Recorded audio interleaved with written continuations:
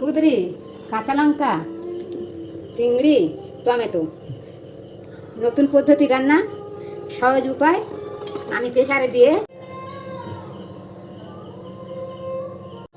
একটু লবণ দিলাম। কুদরি, চিংড়ি, কাঁচা লঙ্কা, টমেটো সিদ্ধ করা, সঙ্গে সর্ষে দিয়ে পিষে নিলাম।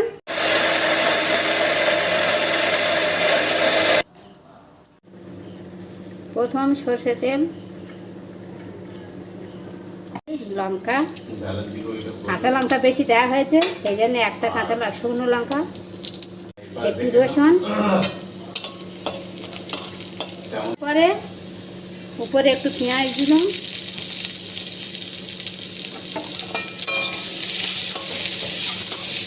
পেঁয়াজ ভাজার পরে কুদরি পেশা ঢেলে দিলাম।